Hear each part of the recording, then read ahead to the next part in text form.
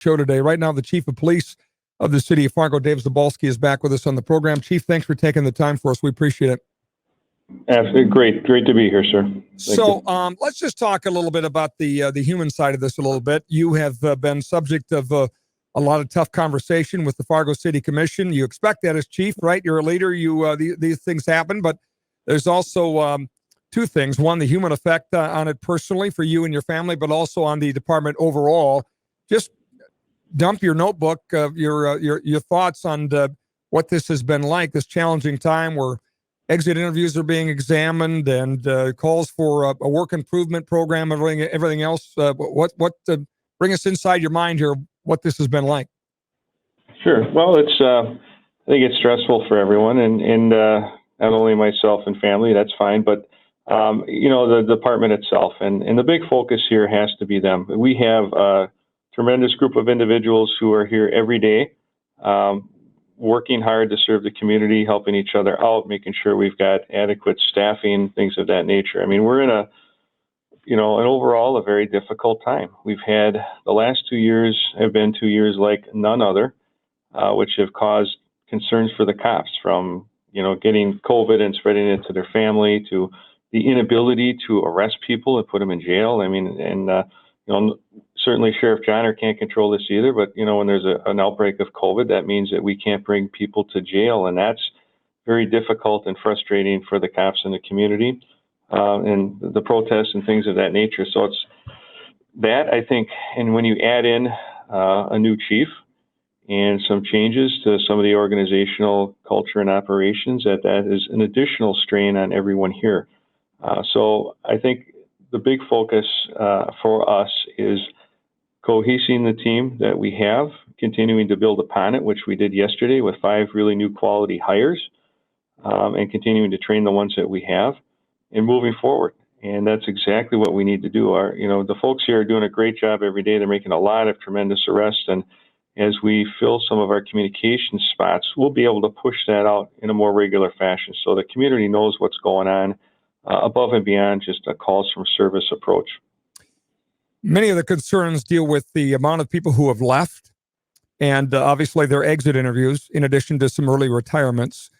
2 issues with that. One is their commentary related to your leadership and concerns, and then second of all, just in filling those slots, what that is doing for the rest of the force. Talk first about the overall theme from the early retirements, from the exit interviews, questioning your leadership. What do you say about what they've said about your tenure as chief thus far? Sure. Well, again, if you examine the exit interviews, and anyone can ask for these open records and examine them on their own as well, and the media has received them.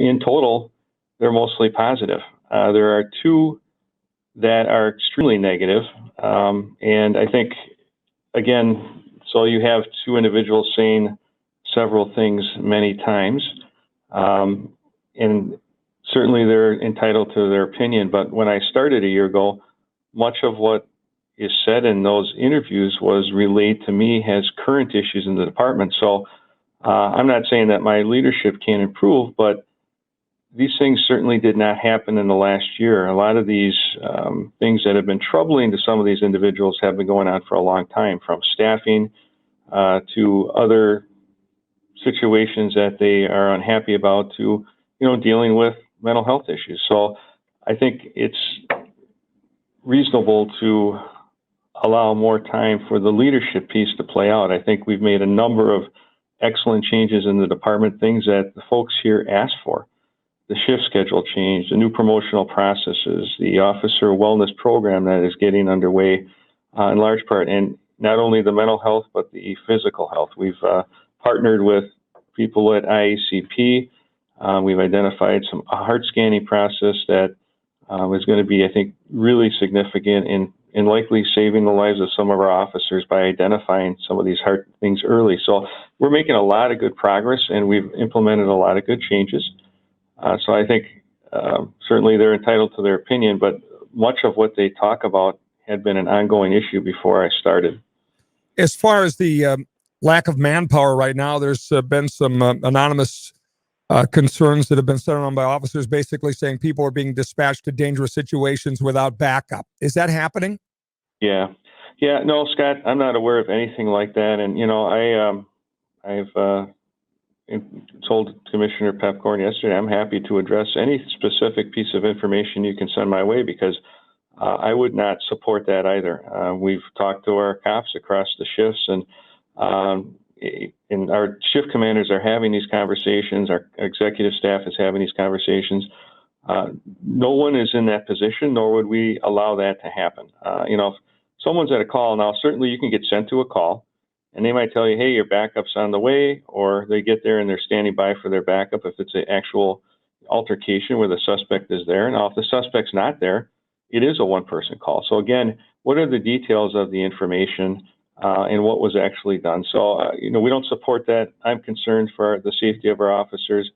I've walked in those footsteps as well. And so I guess without specifics, it's really hard to address that. But no one here is aware of any such incident. Are your sworn officers right now having to do more than they should be having to do, given the fact that people have retired, people have left the force? I mean, are you understaffed woefully currently?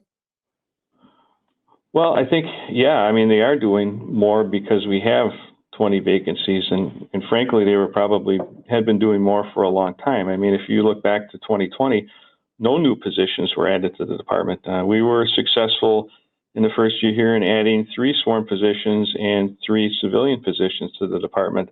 So, I mean, I don't know what the staffing plan or request had been previously, but in 2020, they added 0. And it seems to me that as the city has grown very quickly, that the department may not have kept up with that overall growth. But, coming in the first year and trying to examine processes and identify any efficiencies we can, such as bringing on the online reporting system, which was also requested by a lot of cops, even saw that as an opportunity to take some of those low priority calls out of the queue. Those things all take time. We had to run it through the budget process, figure out a way to pay for it.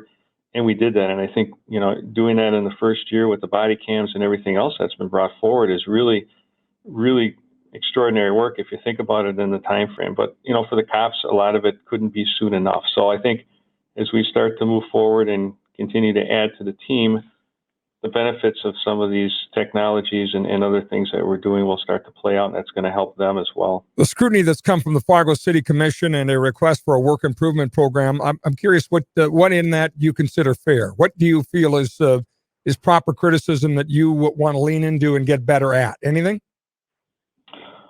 Well, I think all of it. I mean, I'm happy to work with the commission. I'm completely open to their suggestions. I think we have already started strategic planning before this plan was brought up. I think a lot of the things in that plan fit well into the strategic planning. It will help us start to prioritize goals and objectives, not just for the next year, but 3 to 5 years out. We really need to have a roadmap in the department, and we just didn't have that. There was the last roadmap, I think, kind of ended with the transition to the new police department, which was great. But now we need a new one, and we recognized that some time ago and started working on that. So this really just goes hand in hand with that, and we'll move from there. What do you think has been unfair in the way of criticism directed at you so far?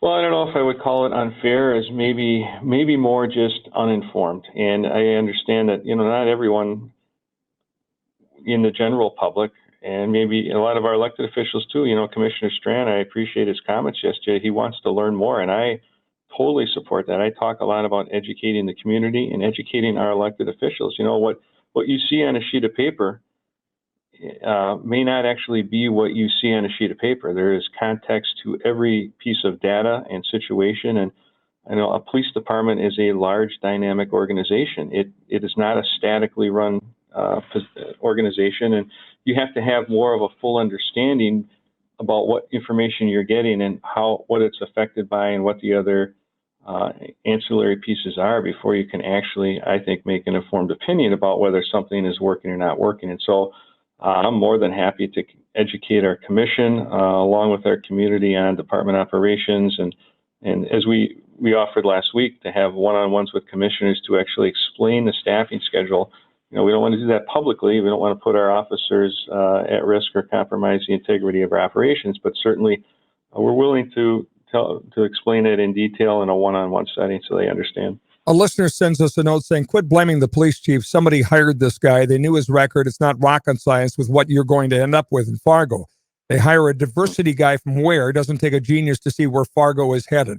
That is a theme among your critics, that you were brought in to be a kinder, gentler chief and to lean into diversity. And obviously your, I would call it bold decisions to involve, very, very well-known critics of law enforcement as part of that process leads to some people believing you're about,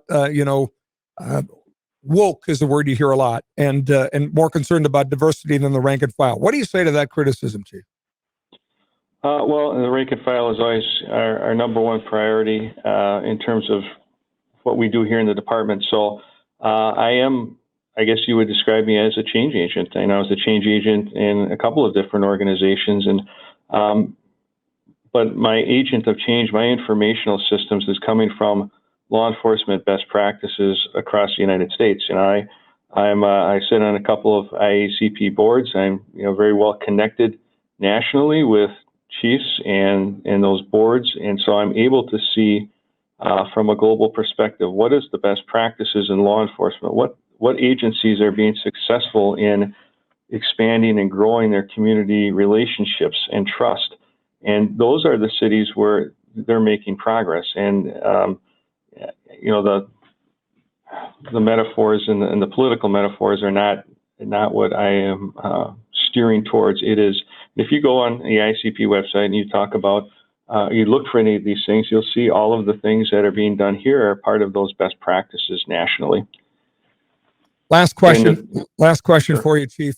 The citizens just want to be safe. They want a law enforcement made up of people whose morale is high, who realize that while they're in danger every day, that their job is to keep the citizens safe.